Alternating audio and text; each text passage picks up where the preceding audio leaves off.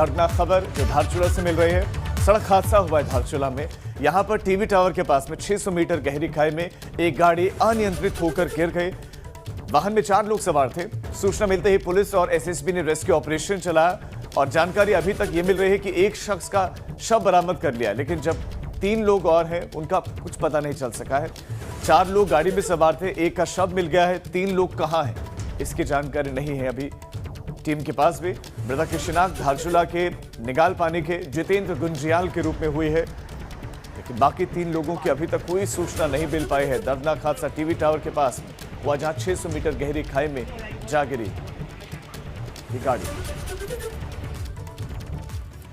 किसान आंदोलन के बीच में त्रिवेंद्र सरकार किसानों को बड़ी सौगात देने जा रही है। 25,000 किसानों को ब्याज रहित 3 लाख रुपए तक का ऋण वितरण का कार्यक्रम रखा गया है आज, जिसमें सीएम वीडियो कॉन्फ्रेंसिंग के जरिए किसानों से संवाद करेंगे, जुड़ेंगे।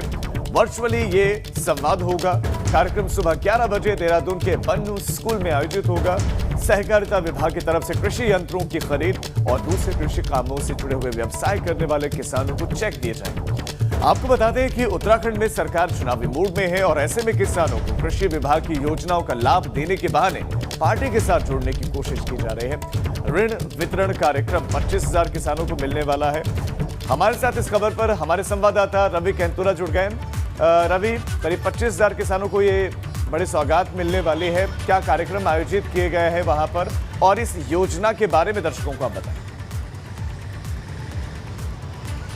राजीव, 11 बजे देहरादून के बन्नू स्कूल में एक कार्यक्रम रखा गया है, जिससे मुख्यमंत्री प्रदेश के 25,000 किसानों को 3 लाख का ब्याज मुक्त ऋण देंगे और ये चेक के माध्यम से राशि दी जाएगी, जो कि कृषि यंत्रों को खरीदने के काम आएगी और जो अन्य काम कार्य है, चाहे वो अपना कोई व्यवसाय मत्स्य पालन शुरू करना चाहते हैं, कुक्कुट पालन शुरू करना चाहते हैं, उनके उस व्यवसाय के लिए इस राशि को दिया जाएगा और ये ब्याज मुक्त होगी। तो 25,000 किसानों को इसका लाभ मिलने जा रहा है और ये राशि जो है ये 3 लाख है। तो जिस तरीके से ये जो कार्यक्रम यहाँ पर रखा गया है और इस कार्यक्रम में मुख्यमंत्री वर्चुअली जुड़ेंगे। पूरे प्रदेश के 95 विकास खंड हैं जहाँ पर वर्चुअल इस तरीके के कार्यक्रम रखे गए हैं और जहाँ पर मुख्यमंत्री देहरादून से 95 विकास खंडों में सीधा संवाद किसानों के साथ करेंगे। इसके अलावा प्रदेश में 5 अन्य जगह भी हैं जहाँ पर इस तरीके का वर्चुअल कार्यक्रम रखा गया है। तो सीधे सीधे किसानों को इस योजना का फायदा मिलेगा। ये पंडित दीनदयाल किसान कल्याण योजना है, जिसके तहत इन सभी चेकों का वितरण आज किया जाना है और वर्चुअली मुख्यमंत्री जुड़ेंगे। तो जिस तरीके से लगातार किसानों को लेकर बात हो रही है,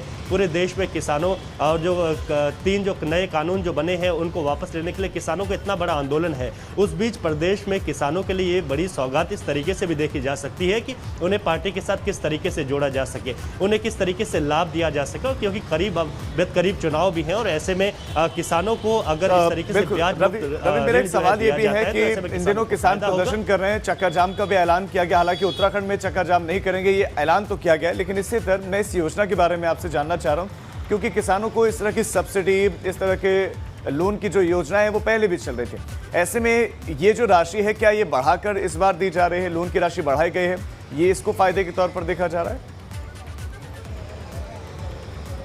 जी बिल्कुल, देखिए, क्योंकि सीधे तौर पर 25,000 किसानों को ये जो ऋण दिया जा रहा है ये ब्याज मुक्त होगा और ऐसे में ये राशि जो है सीधे सीधे किसानों के चेक के माध्यम से उनके खातों में लग सकेगी और वो अपने काम को शुरू कर सकेंगे। तो ऐसे में ये कहा जा सकता है कि किसानों को इससे जो है डायरेक्ट फायदा मिलेगा।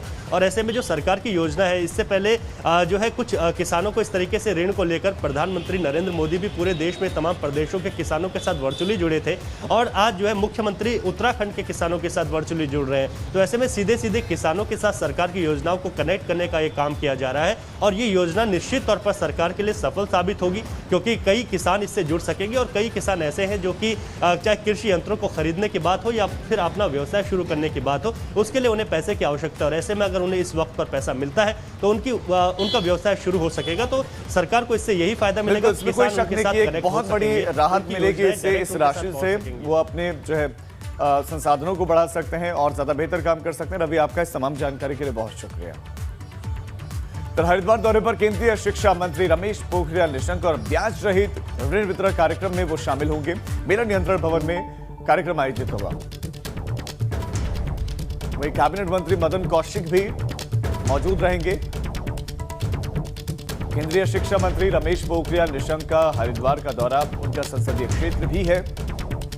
ब्याज रहित ऋण वितरण कार्यक्रम में वो शामिल होंगे। देहरादून में बन्नू स्कूल में कार्यक्रम आयोजित किया गया है। मुख्यमंत्री वर्चुअली जुड़ेंगे। तो मेला नियंत्रण भवन में भी कार्यक्रम रखा गया है, जहां खुद शिक्षा मंत्री मौजूद रहेंगे और कैबिनेट मंत्री मदन कौशिक भी वहां बताया जा रहा है कि मौजूद रहेंगे।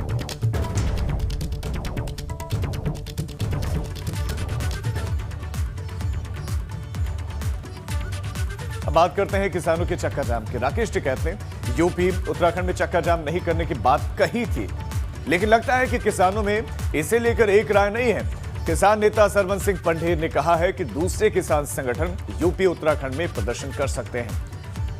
ये एक बड़ा बयान है, वो भी प्रदर्शन से, चक्का जाम से पहले, क्योंकि राकेश टिकैत कह चुके हैं कि चक्का जाम उत्तराखंड में, उत्तर प्रदेश में और दिल्ली में नहीं होगा। लेकिन किसान नेता सरवन सिंह पंढेर कह रहे हैं कि दूसरे संगठनों को इजाजत है, यूपी वाले नहीं करेंगे, उत्तराखंड वाले नहीं कर सकते।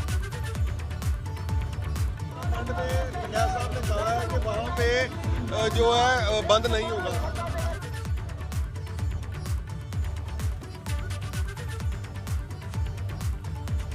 तो पंढेर कह रहे हैं कि दूसरे किसान संगठन, दूसरे राज्यों के संगठन कर सकते हैं।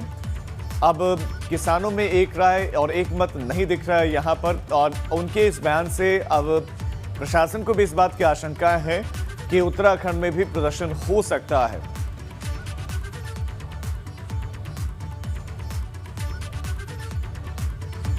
अब आपको वो बयान सुनवाते हैं जिसमें राकेश टिकैत ने क्या कुछ कहा था और अब सरवन सिंह पंढेर क्या कह रहे हैं, सुनवाते हैं। इसमें चेंज ये रहेगा कि उत्तर प्रदेश और उत्तराखंड में जाम नहीं होगा, क्योंकि उन लोगों को कभी भी दिल्ली बुलाना पड़ सकता है जी। तो उसकी एनर्जी हम जाम में नहीं वहाँ पर लगवाएंगे, बहुत वहाँ पर पंचायत उन्नत तक भी करेंगे। उत्तराखंड में पंजाब साहब ने कहा है कि वहाँ पे जो है बंद नहीं होगा। देखिए, इसका कोई मालूम नहीं चला।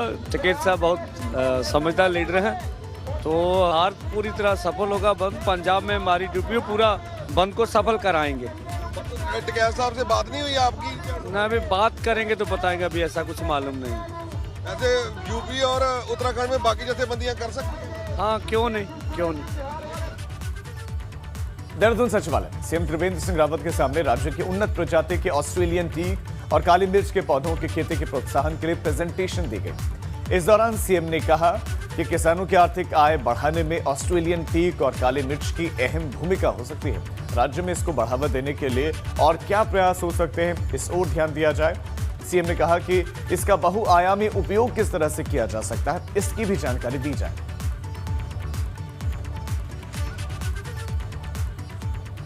उत्तराखंड के डीजीपी अशोक कुमार आज से 3 दिन के कुमाऊं के दौरे पर रहेंगे और इस दौरान डीजीपी अलग अलग जिलों के पुलिस अधिकारियों के साथ बैठक करेंगे। साथ ही कई पुलिस कार्यालयों का निरीक्षण भी करेंगे। डीजीपी पुलिस अधिकारियों को बेहतर पुलिसिंग देने के लिए दिशा निर्देश देंगे। साथ ही अलग अलग इलाकों में जाकर जनता से संवाद करेंगे और उनकी समस्याओं का समाधान भी करेंगे।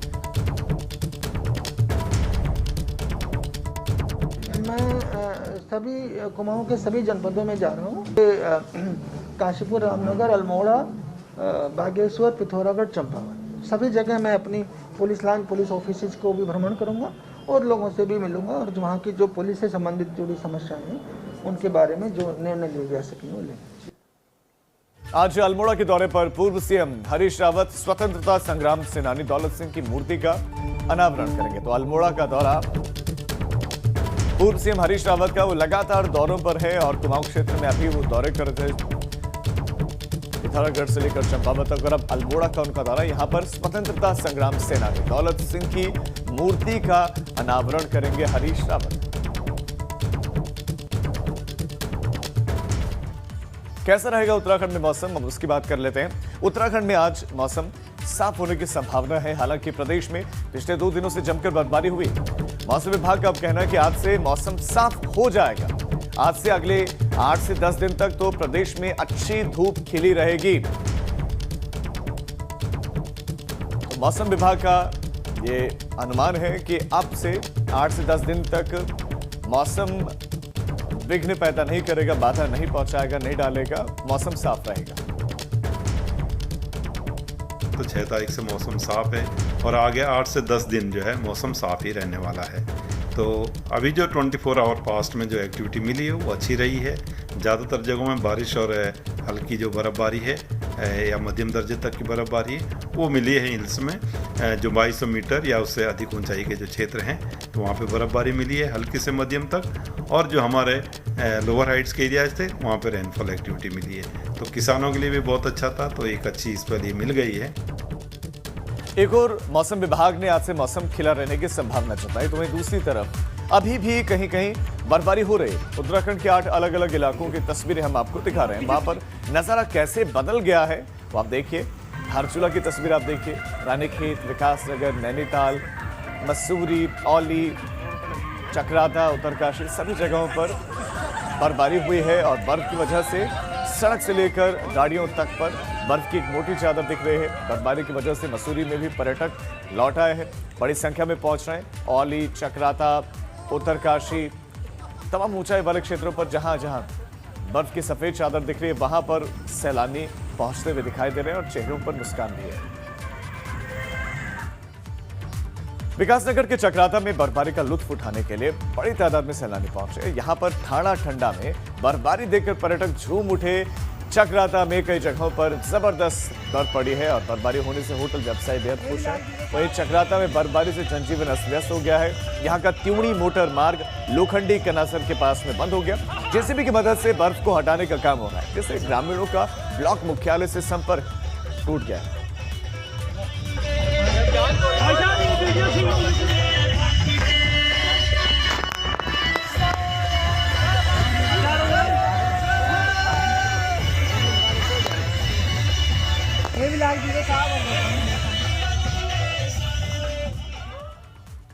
धारचूला में भी मौसम का मिजाज बदल गया। यहाँ पर उच्च हिमालय क्षेत्रों में बर्फबारी हुई, साथ ही निचले इलाकों में बारिश से तापमान गिर गया है। कड़ाके की ठंड पड़ रही है, लेकिन एक नजर आप धारचूला का देखिए। धारचूला अच्छी खासी ऊंचाई पर है और यहाँ पर बारिश भी निचले हिस्सों में, जबकि 2200 मीटर से जो ऊंचे वाले क्षेत्र थे वहां पर बर्फ की सफेद चादर दिखाई दी।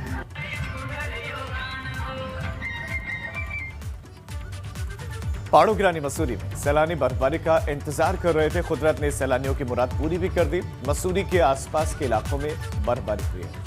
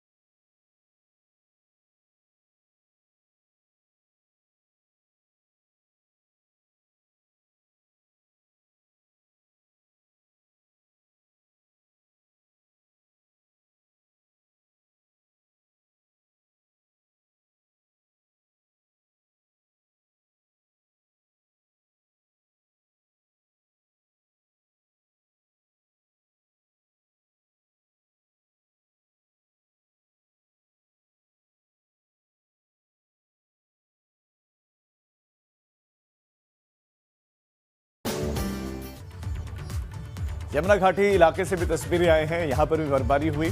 बर्फबारी के बाद किसानों के चेहरे खिले हैं और ये बर्फबारी सेब की फसल के लिए फायदेमंद बताई जा रही है। इस वजह से किसान खुश हैं। किसानों का कहना है कि बर्फबारी से पेड़ों में लगे हुए कीड़े मर जाते हैं और सेब की फसल को जो ठंडक चाहिए होती है वो भी मिलेगी।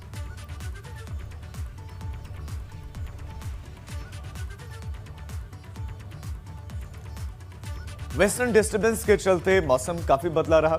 पहाड़ी इलाकों में जबरदस्त बर्फबारी हुई, वहीं मैदानी इलाकों में बारिश देखने को मिली। उधम सिंह नगर में रुक रुक कर बारिश हुई, तापमान इससे गिर गया। सितारगंज और उसके आसपास के क्षेत्रों में तेज बारिश के साथ जबरदस्त ओलावृष्टि हुई। वहीं ओले गिरने की वजह से गेहूं की फसल को नुकसान होने की संभावना है।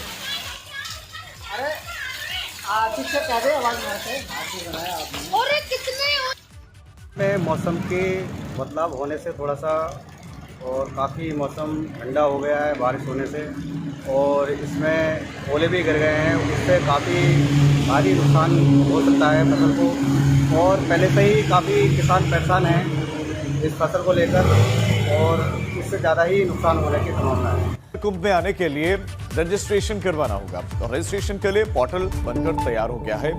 मेला प्रशासन जल्द ही विधिवत पोर्टल का शुभारंभ और लॉन्च करेगा और आवेदन के लिए सभी जरूरी डॉक्यूमेंट्स चाहिए होंगे।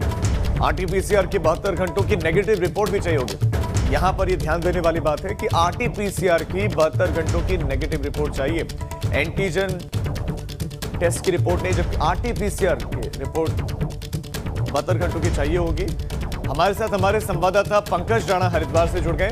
पंकज, ये जो पोर्टल है ये कब तक लॉन्च हो सकता है, जनता के बीच में कब तक आ सकता है, जब जनता कब से रजिस्ट्रेशन करवा सकती है, और क्या क्या चाहिए होगा रजिस्ट्रेशन करवाने के लिए? राजीव, बिल्कुल देखिए, मेला प्रशासन ने ये जो पोर्टल है ये बनाकर तैयार कर दिया है, और ये माना जा रहा है कि जैसे ही सरकार कुंभ मेले का नोटिफिकेशन जारी करेगी तो तुरंत इसको लॉन्च कर दिया जाएगा। इसके लिए महत्वपूर्ण तौर पर आधार कार्ड, पैन कार्ड नंबर और उसके साथ साथ ही जो एनटीपीसीआर की रिपोर्ट होगी वो चाहिए होगी। एड्रेस प्रूफ पे चाहिएगा, जिस गाड़ी से आप आएंगे उसकी आरसीबी इसमें आपको अपलोड करनी होगी। इसके साथ साथ ही जो भी जितने भी एक गाड़ी में जितने भी लोग शामिल होंगे उनको उनके सभी के नाम और सभी दस्तावेज उसमें शामिल करने होंगे। एनटीपीसीआर की जो रिपोर्ट होगी वो सबसे अनिवार्य है उसको। जी पंकज, शुक्रिया आपका तमाम जानकारी के लिए। तो हरिद्वार में अगर कुंभ में आप आना चाहते हैं तो उससे पहले आपको आपका रजिस्ट्रेशन करवाना होगा। उसके लिए एक पोर्टल जारी होगा, लॉन्च किया जाएगा जब सरकार नोटिफिकेशन जारी कर देगी, और उसमें आपको आपके डॉक्यूमेंट्स में आधार कार्ड या पैन कार्ड और जिस गाड़ी से आप जिस वाहन से आ रहे हैं उसकी आरसी और सबसे महत्वपूर्ण आरटीपीसीआर की रिपोर्ट होनी ही चाहिए, नेगेटिव रिपोर्ट होनी चाहिए। मुख्य सचिव ओम प्रकाश ने कुंभ तैयारियों के बारे में जानकारी दी। बताया कि 9 फरवरी को मुख्यमंत्री की अध्यक्षता में महत्वपूर्ण बैठक होगी जिसमें कुंभ की अधिसूचना जारी करने की तारीखों को लेकर ऐलान किया जाएगा। मुख्य सचिव ने कहा कि केंद्र सरकार ने कुंभ की समय अवधि और कम करने के लिए कहा है।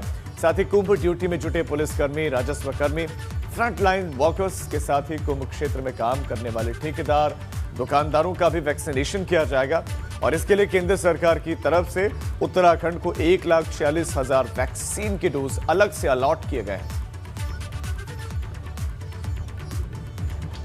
और ये वैक्सीन का प्रभाव 45 दिन के बाद आता है। पहली डोज के 28 दिन के बाद दूसरा डोज लगाना पड़ता है, उसके भी 15 दिन बाद इसका प्रभाव आता है। तो कुंभ अवधि से पहले ये सारे वैक्सीनेशन हो जाने हैं, और इसमें केंद्र सरकार से हमने शिथिलता भी मांगी थी, क्योंकि नाम पहले से ज्ञात नहीं होते हैं कि कौन कार्मिक ठेकेदार के लगेंगे, कौन और लोग होंगे, तो उन्होंने उस शिथिलता पर भी विचार करना है। कुंभ मेले के दौरान एसडीआरएफ जवानों के साथ साथ एनडीआरएफ की 3 टुकड़ी भी तैनात रहेंगी। एनडीआरएफ के डिप्टी कमांडेंट आदित्य प्रताप सिंह ने अपनी टीम के साथ कुंभ मेला आयोजित संजय गुंजियाल से मुलाकात की।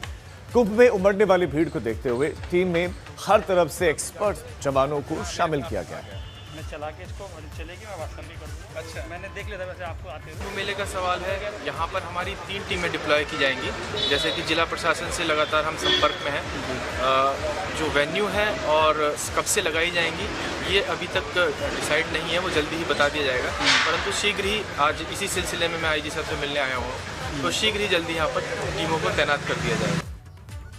फरवरी में आने वाले 2 बड़े स्नानों को लेकर मेला पुलिस ने भी तैयारियां तेज कर दी है, और ये दोनों स्नान कुंभ आने से पहले रिहर्सल के तौर पर देखे जाए। आपको ये बता दें कि 11 फरवरी को मौनी अमावस्या और 16 फरवरी को बसंत पंचमी का बड़ा स्नान है। धार्मिक आस्था के तौर पर इन स्नानों पर बड़ी संख्या में श्रद्धालुओं के आने की संभावना है।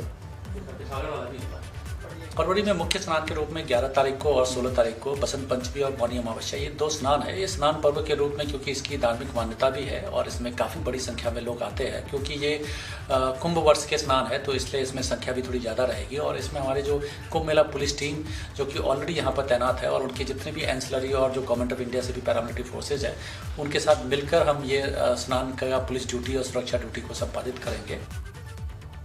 इस बीच एक बड़ी खबर मिल रही है। चितई मंदिर में प्रबंधक की नियुक्ति के विज्ञापन पर रोक और उत्तराखंड के अल्मोड़ा के चितई मंदिर में डीएम अल्मोड़ा द्वारा जारी प्रबंधक की नियुक्ति के विज्ञापन पर रोक लगाई और रोक सुप्रीम कोर्ट ने लगाई है। प्रबंधक की नियुक्ति के विज्ञापन पर रोक लगा दी है सुप्रीम कोर्ट ने। सुप्रीम कोर्ट में इस मामले पर 26 फरवरी को सुनवाई होगी। हमारे साथ हमारे संवाददाता अविनाश जुड़ गए ज्यादा जानकारी के साथ। अविनाश, रोक लगाने के पीछे की वजह?